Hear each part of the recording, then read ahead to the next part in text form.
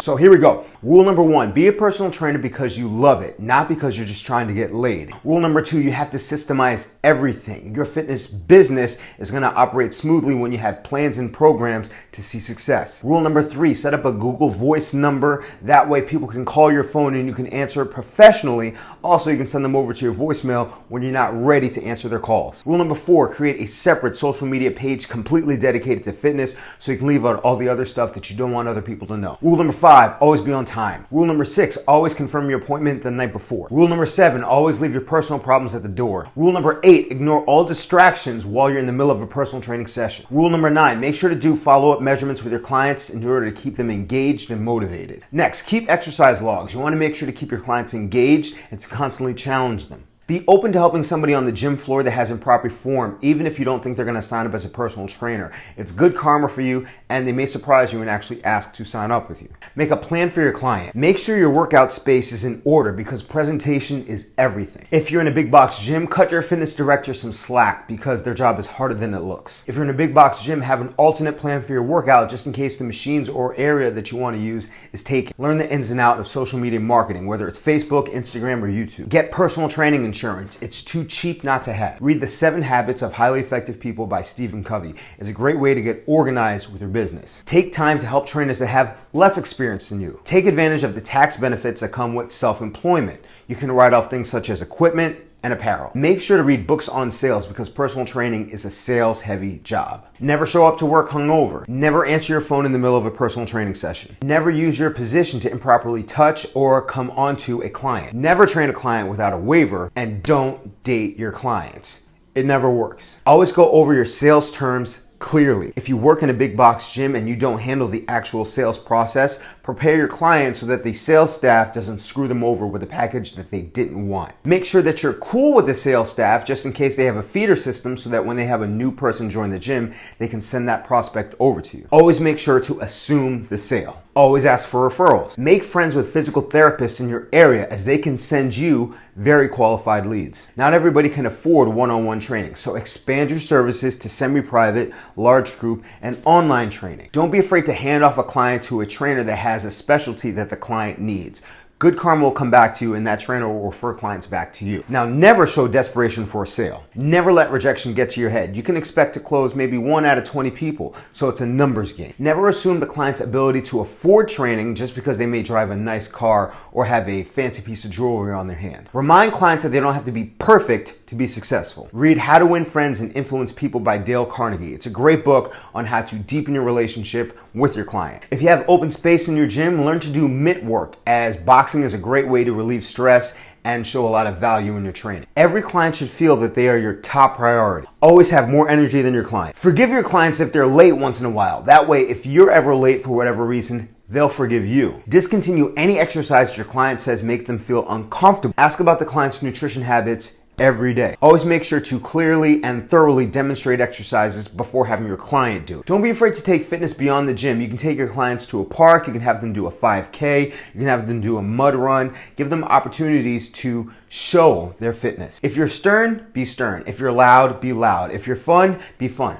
Always let your personality shine through in your training. A compliment goes a long way, so don't be afraid to compliment your clients. If you want to keep your client happy, ask for feedback. Make your personal training clients journal their food intake. Do your best to cater your training environment to what your client likes. If they're an athlete, have ladders and stuff out there. If they're bodybuilders, use the bars and use the free weights, but make sure that they're comfortable with the environment that they're training in. Remember that the Jillian Michaels routine doesn't work for everybody, so it's not going to help you to scream your face off at every client. Encourage your clients to see their doctor yearly so that they can get blood work and get an idea of their overall internal health. Use the word we when discussing goals, such as we have to lose 10 pounds, we have to do more work, we have to be here on time. That creates a community between you and your client. Build community among your personal training clients. Get them all to join your one private Facebook group and then take them out for a boot camp one day or have a program where they can all communicate with each other. The more you have a community, the more you're likely to keep your clients together. Hold periodic fat loss contests among your clients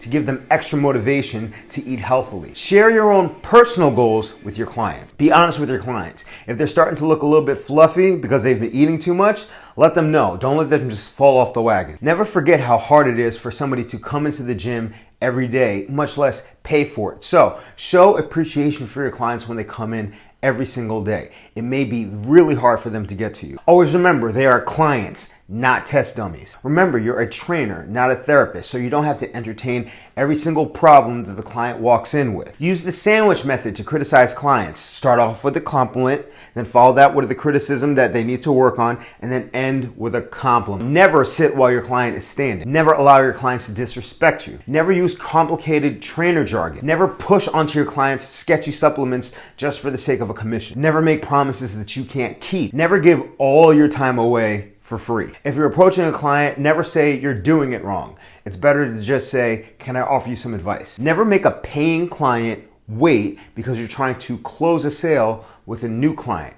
Keeping a client is way more important than getting a new one. Never punish bad eating habits with really hard workouts. Don't be afraid to suspend your client for a week or so if they're just not following your program, constantly late, or not eating healthily. Never be afraid to give a free session to somebody that you see on the floor because it may convince them that they need more help. Never walk away from a client in the middle of an exercise. Never book your personal training sessions so tightly that you have to rush your clients in and out. Never smoke out a new client. Clients may say that they want you to throw the house at them with their first workout, but if they're sore for 7 days, you're gonna ruin their confidence and you may drive them away. Remember, if you're in a big box gym, no trainer is too good to re-rack weights.